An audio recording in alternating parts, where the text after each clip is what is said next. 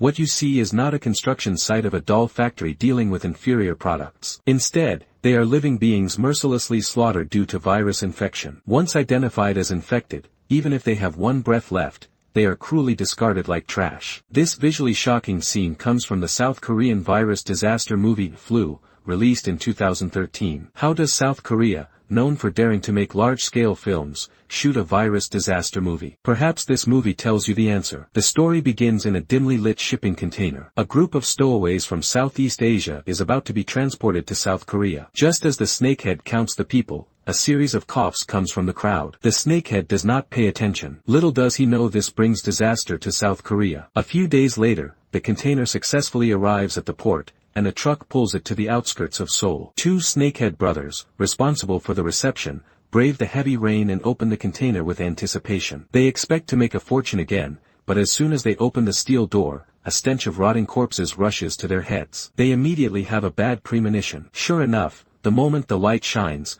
all they see are bodies lying haphazardly. This frightens the two brothers. They were about to take a photo to report to their superiors when a hand suddenly reached out from the pile of corpses and grabbed the other person's leg. Unexpectedly, there is still a survivor. Upon learning that he is the only one alive, the two brothers dare not delay for a moment. They immediately pull the man and leave the scene. But when they arrive in the city, the survivor jumps out of the car and runs away during a traffic jam. By the time the older snakehead notices something is wrong and chases after him, the man is already gone. Not long after, the younger snakehead develops cold symptoms. The older snakehead takes him to a nearby pharmacy. The doctor thinks it is just a common cold, so he only prescribes a few days' worth of cold medicine. However, at this time, the younger snakehead starts coughing uncontrollably. Virus-laden droplets spray everywhere, infecting all the customers who are buying medicine at the pharmacy.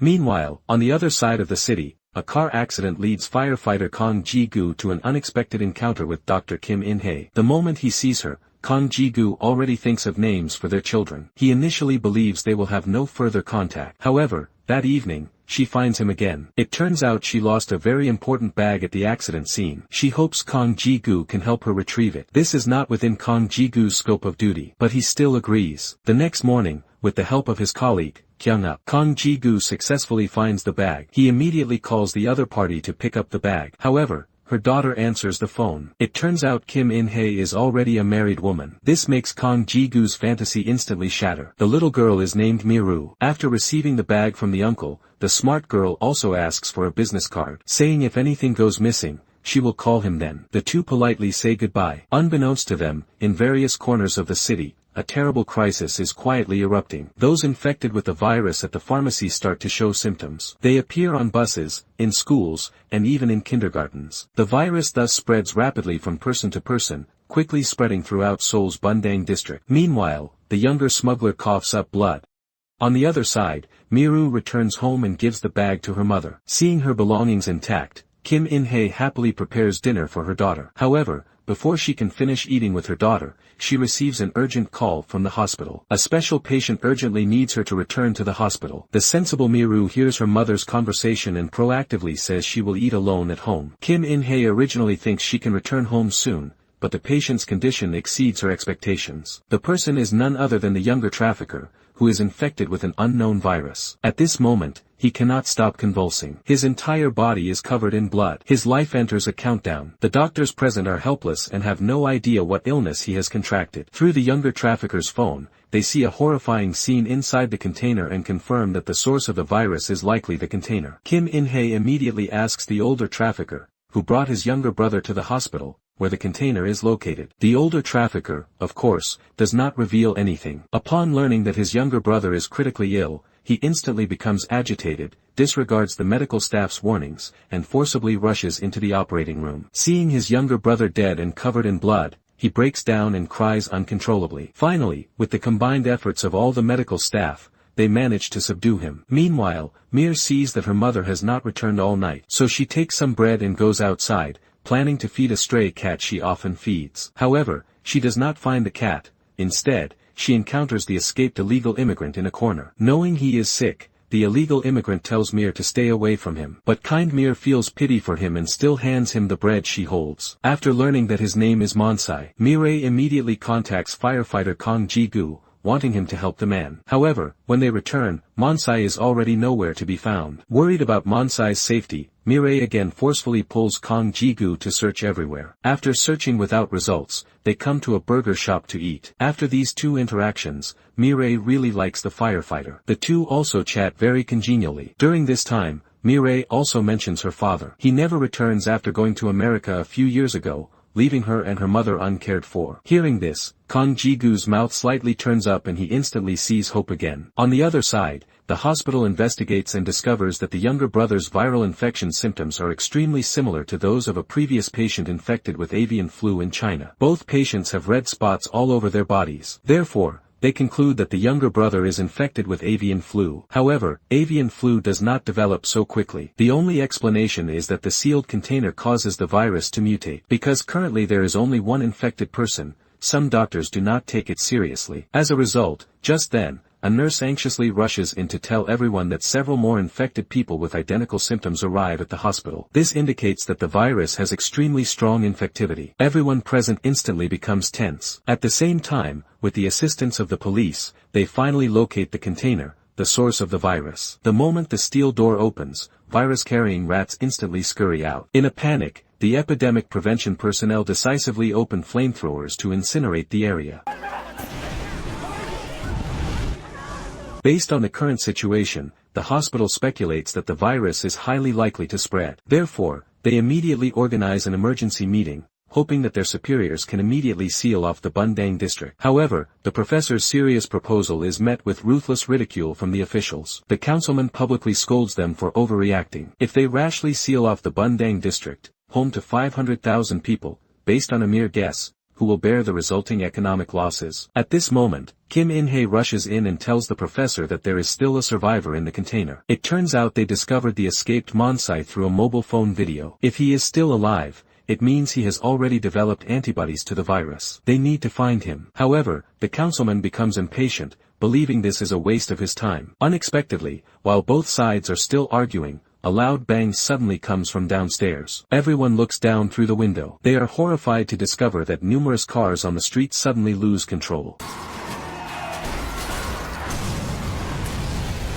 Then, the medical staff delivers bad news. The hospital's phones are already overwhelmed. Other hospitals in the Bundang district also receive a large number of similar patients. Only then does the councilman realize the seriousness of the situation. But it is already too late. The hospital is full of infected people. The medical system is already paralyzed. The streets are even more horrific. Some people are shopping one moment. The next, they suddenly collapse and die from the illness. The officials see this situation and immediately decide to leave the area by helicopter. Kim In-hae also has a chance to leave. But for her daughter, she chooses to stay. However, the professor promises her he will find a way to send a helicopter back for her. The news quickly reaches the president's ears. He immediately orders a lockdown of the Bundang district. No one is allowed to enter or exit. At the same time, the Prime Minister also broadcasts live the news of the outbreak in Bundang to the entire nation. As soon as this news spreads, the entire area instantly falls into chaos. The supermarket is overcrowded. People are all scrambling for supplies. In the chaos, Kong Ji-gu and Mireille accidentally get separated in the mall. He immediately pulls out his phone to call Mireille, but he discovers her phone is in his own bag. As Kong Ji-gu anxiously searches around,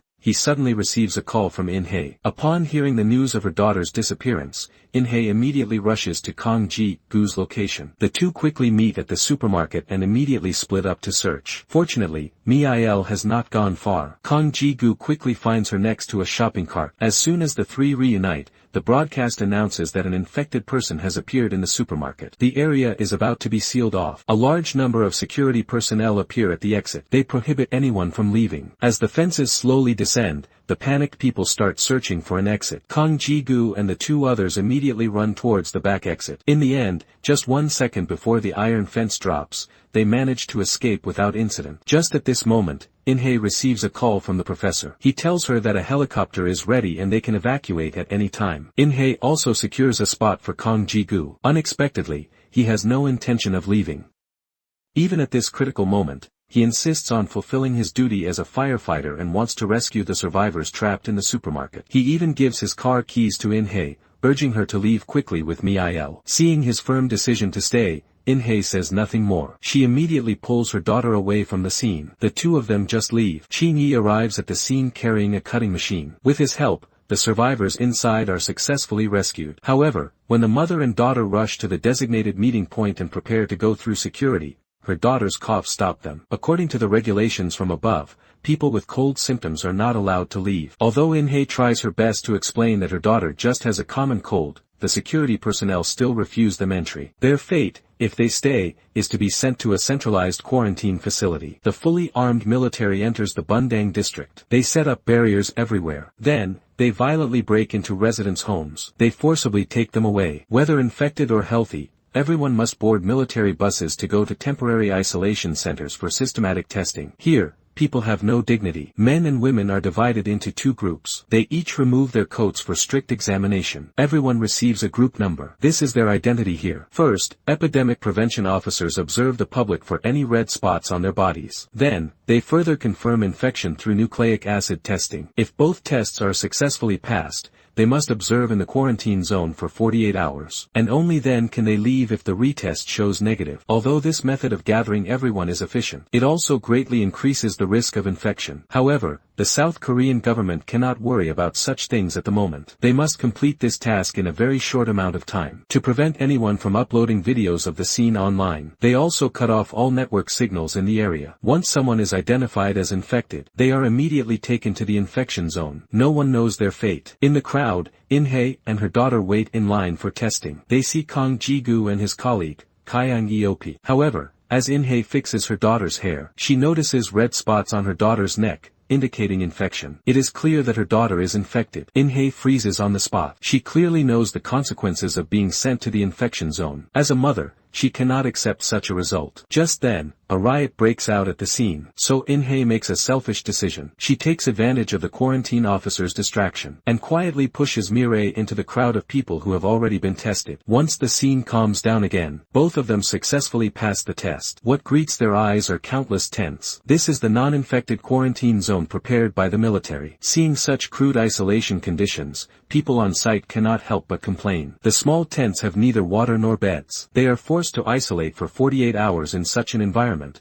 which is simply inhumane. However, as soon as they finish speaking, soldiers start punching and kicking them. Kang Ji-gu, witnessing everything, feels incredulous. The soldiers actually lay hands on unarmed civilians.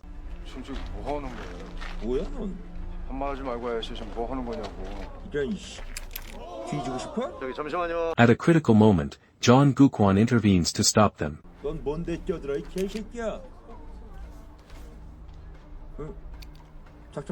It turns out John Gukwan is an official from a government department. Out of respect for him, the soldiers put away their guns. Seeing this, the others also become compliant and obediently enter the tents. As civil servants themselves, Kang Ji-gu and Jiang Eop are assigned to John Gukwan's tent. Because of insufficient personnel on site, they also have to assist the quarantine officers with their work. For example, they distribute supplies. Knowing that John Gukwan has some influence, Jiang Eop actively tries to build a connection with him. However, In-hye makes a surprising discovery. Her daughter's condition becomes more serious. Unexpectedly, Kang Ji-gu discovers this scene, and although he understands In-hye's feelings as a mother who does not want to be separated from her daughter, he cannot accept the selfish act of putting others at risk of infection. Kang Ji-gu suggests that she hands Mil over to the quarantine officer. Perhaps she can still receive treatment in the infected zone. However, as a doctor, she knows that the authorities currently have no treatment methods and also knows that once her daughter is taken to the infected zone,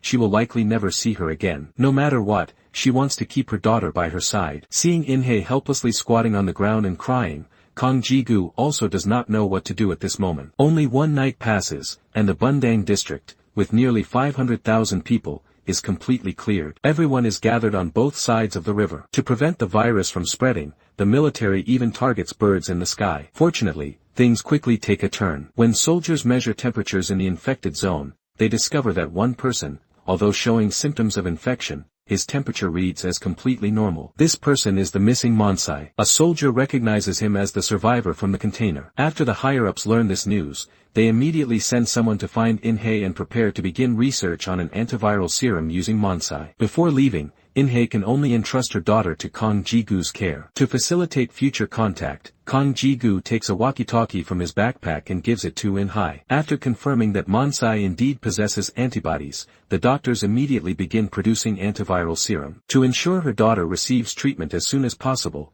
In-hye decides to take her daughter to the laboratory directly. Unexpectedly, at this moment, epidemic prevention officers also arrive at their tent. They say they cannot find the test record for 2066 and need to re-examine her. 2066 is Miael's identification number. After finding no one in the tent, In-hye and the others, who are about to leave, immediately catch their attention. 누가 2066입니까? 아이디 번호 확인하겠습니다. 내가 2066인데요. 왜요? 아이디까지 제시해주세요. 카드요? 잠깐만요. 윤혜씨, 카드 줘요. 아까 내 카드 가져왔잖아요. To protect Miael from being discovered, Kang Ji-gu pretends to be her. The epidemic prevention officers do not suspect anything, and he successfully bluffs his way through. At this point, 48 hours have passed since the mandatory quarantine began. According to previous regulations, people without symptoms of infection are now safe. The president is very confused and wonders why they are not releasing the people. However, American experts state that they cannot release the people. The reason is the continued risk of infection. The councilman and the prime minister also state that this approach is too risky. After all, it involves hundreds of thousands of people. If even one person slips through, the consequences are unimaginable. The American representative, Schneider, asserts even more forcefully that this is no longer solely a problem for Korea. The entire world watches this disaster. Other countries also do not want the risk of the virus spreading. Seemingly aware that the authorities will not release them, John Gukwan has already bribed soldiers to sneak out. However, before he can act, the soldiers waiting for him suddenly discover red spots on John Gukwan's face. The two soldiers are startled and immediately get out of the car. Seeing this, John Gukwan immediately removes his mask to check, only to discover that he has been infected. Meanwhile, in the laboratory, Kim In-hye constantly worries about her daughter's safety. For this, she deliberately finds an excuse to distract her colleague, preparing to immediately inject Monsai with the antibody. This frightens Monsai, and he refuses to cooperate with Kim In-hye. It is not until he hears Kim In-hye call her daughter Miri that he realizes she is the little girl who I gave him bread. He also agrees to use his blood to inject the viral antibody into Miri. However, while Kim In-hye is anxiously working, John Gukwan sees everything through the window. Suddenly, a frantic knocking sound comes from outside the door, and In-hye's unauthorized injection of the antibody is discovered. Her female colleague breaks through the door with several soldiers.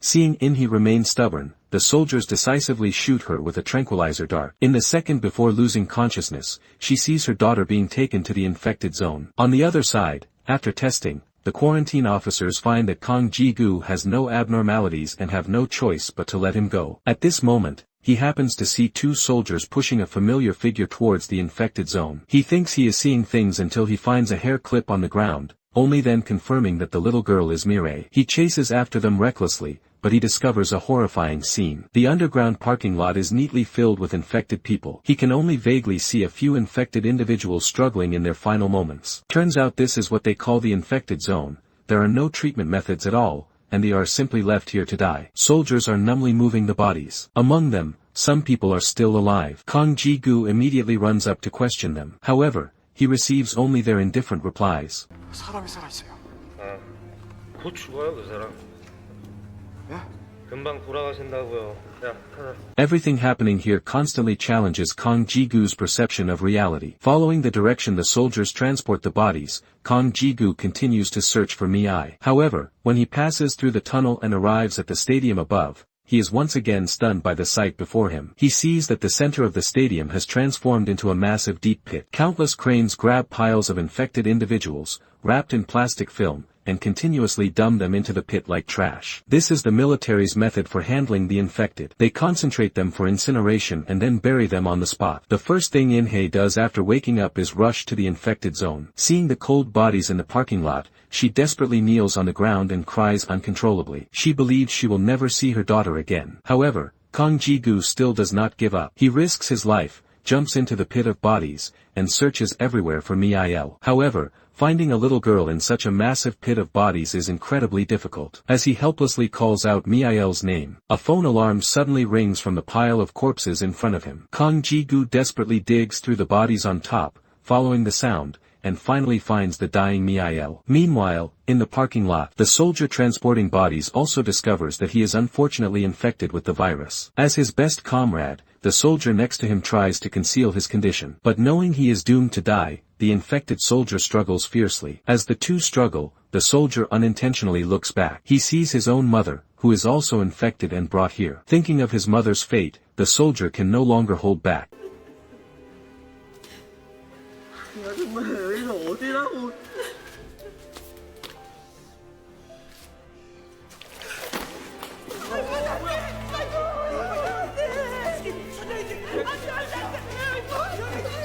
Two quarantine officers try to pull him away. Another soldier sees this and decisively steps forward to help. The sounds of the struggle attract the attention of several soldiers. Just as the two prepare to push the mother away, they are surrounded by the other soldiers. Tensions immediately rise between the two sides. Someone yells at them to drop their weapons.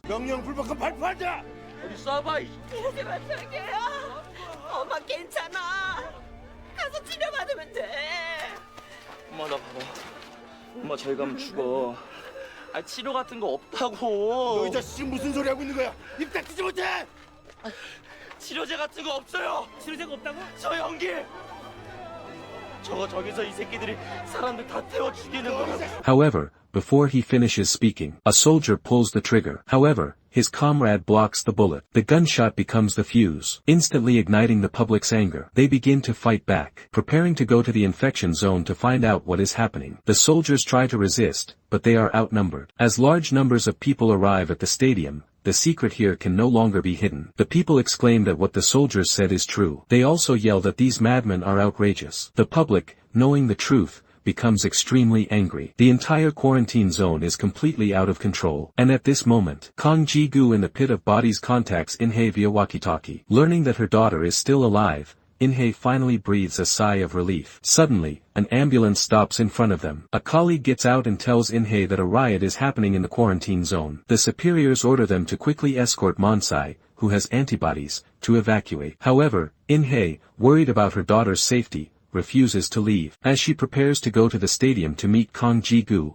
a large group of armed, aggressive rioters approaches her. Seeing this, In-hye has no choice but to leave with the ambulance. However, before the ambulance can drive away, the rioters surround them. The ambulance door is instantly pulled open. In-hye's walkie-talkie, which she uses to contact her daughter, also falls. Seeing this, Monsai does not hesitate and decisively gets out of the ambulance to help In-hye retrieve the walkie-talkie. Unexpectedly, the older smuggler, who has been missing for a long time, suddenly rushes out from the crowd. He grabs Monsai, who tries to get back into the ambulance. Then, he pulls out a dagger, and Monsai suffers a fatal and devastating attack. To avenge his deceased younger brother, the older smuggler unleashes all his fury on Monsai. He is the only hope to end the disaster. In-hye and her colleague rush forward to stop him, disregarding their own safety. During the struggle, her colleague is also accidentally stabbed. After their warnings are ignored, the soldiers decisively shoot and kill the older smuggler. They quickly lift the severely injured Monsai into the ambulance. Then, they speed away from the scene. Kang Ji-gu,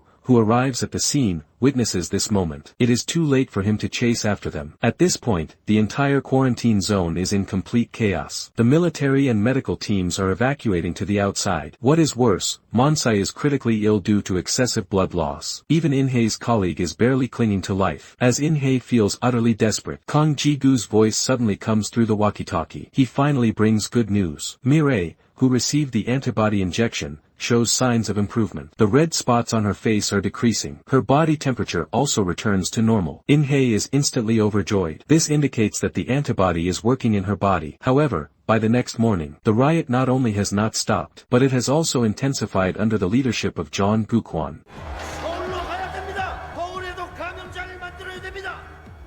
우리나라 정부가 우리를 살릴 대책을 마련해 줄 겁니다. 서울로 갑시다.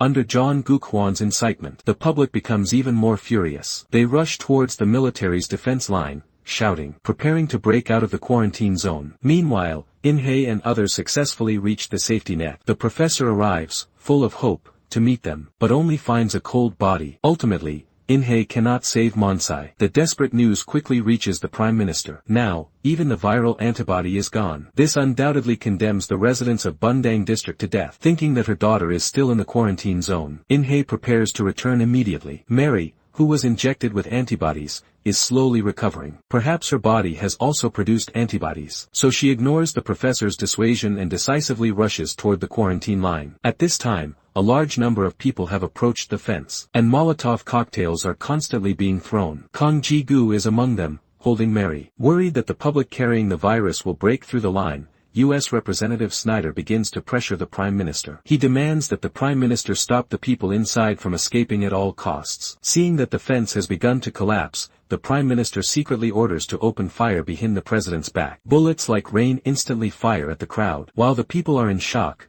they begin to flee backward in a panic. Only then does the President realize something is wrong. You order them to shoot? Are you crazy? Would you be willing to sacrifice the whole country for a gesture of compassion? There's no reason ever to shoot the innocent people. 제가 명령했습니다.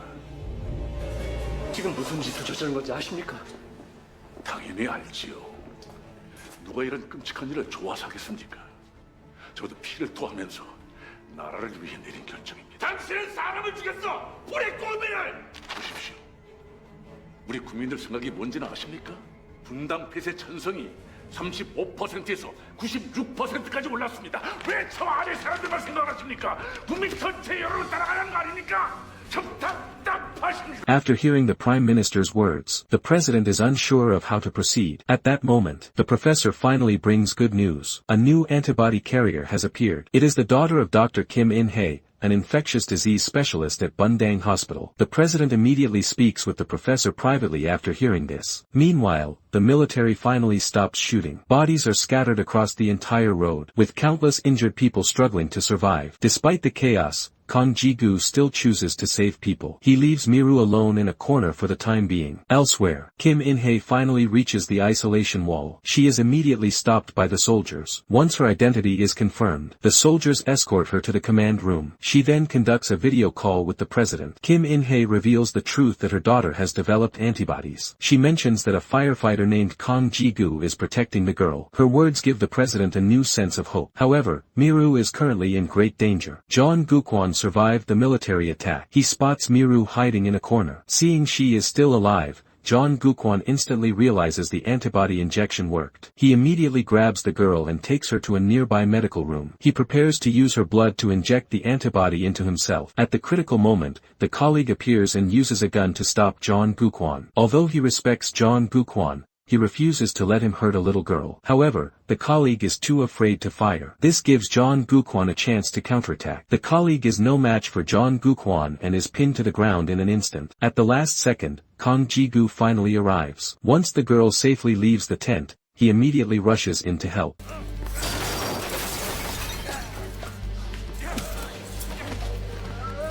Although John Guk-hwan is a powerful fighter, he is no match for the two men's combined attacks. Finally, Kang Ji-gu pushes him onto an iron rack outside, killing him instantly. After finishing her call with the President, the mother prepares to enter the quarantine zone but is stopped by soldiers. The higher-ups suddenly cancel the order to pick up the person. It turns out the Prime Minister is interfering again. Although the President confirms the existence of an antibody, the officials still refuse to take any risks. Several high-level officials even go as far as to restrain the President. Realizing they are going to die anyway, the surviving citizens begin to unite. They hold hands and move forward step by step, attempting to break through the military line with their bodies. However, the higher-ups have already issued a death order to open fire immediately if anyone crosses the yellow quarantine line. Despite the soldiers' warnings, the crowd does not back down at all. The little girl is also among them, crying as she searches everywhere for her mother. In-hae takes advantage of the soldiers' inattention to rush into the quarantine zone, waving for everyone to stop because she knows the military will fire. Just then, the little girl pushes through the crowd to reach the very front. The mother and daughter spot each other at the same time and run toward one another. The injured Kong Ji-gu follows behind the girl as everyone's eyes focus on the three of them. The moment the girl crosses the yellow line, a soldier pulls the trigger under his commander's pressure. The sweeping bullets approach like the Grim Reaper. At the critical moment, In-hai spreads her arms to shield her daughter. A bullet hits her in the shoulder. Just before she hits the ground, Kong Ji-gu rushes forward to catch her. Seeing her mother in pain, the little girl bravely stands in front of her and screams for the soldiers to stop shooting.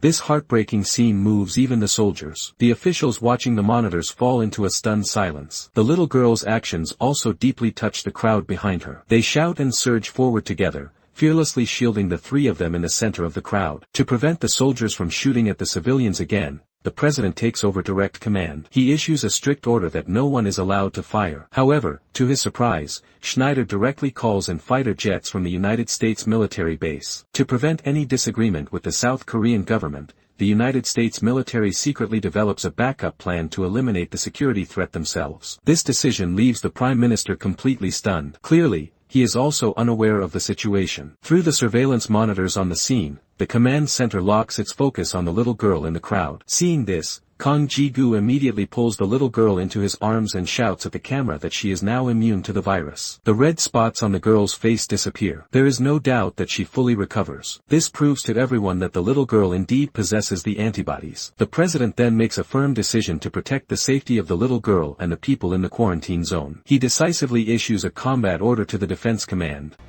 수방사령관님, 대통령입니다. 수방사령관입니다. 말씀하십시오. 지대공 미사일 발사 준비하세요. 분당 상공에 전투기 출현하면 바로 격추합니다. Sir, I officially demand you withdraw your order. Mr. Schneider, I officially warn you. I will shoot them down. As the fighter jets are now close at hand, the soldiers on the scene quickly tell everyone to hide. Meanwhile, the fighter jets have already locked onto their targets and are just waiting for Mr. Schneider to order them to fire. The pilot reports that the target is locked and requests permission to fire. 대통령, 전투기가 미사일 사정권 안에 들어왔습니다. 격추하세요.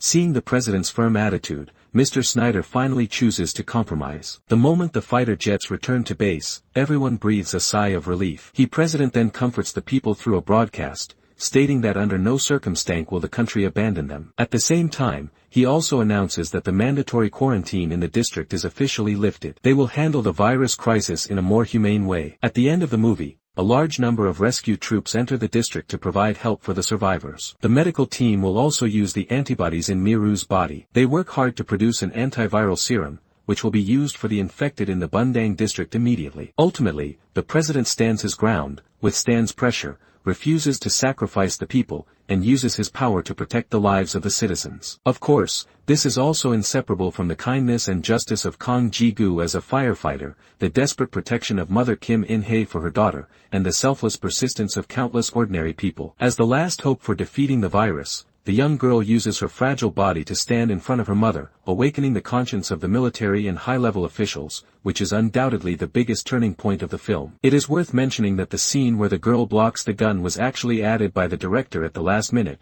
but it unexpectedly becomes the most tear-jerking scene in the whole movie. Park Min-ha, who plays the daughter, was only 6 years old at the time. This is her screen debut, but she won a nomination for Best Supporting Actress at the 50th Grand Bell Awards in South Korea for this film. This film is South Korea's first disaster film centered on the influenza virus and is also the first work of director Kim Sung-soo after a 10-year creative slump. The Flu became the most important turning point in his directing career, because his subsequent films Azura and Seoul Spring are both top-ranked works in South Korean film history. All three films have a common feature: they all revolve around human nature and power. This is also the topic the director likes to delve into the most. The video ends here. Thank you everyone for watching. Looking forward to seeing everyone again in the next episode.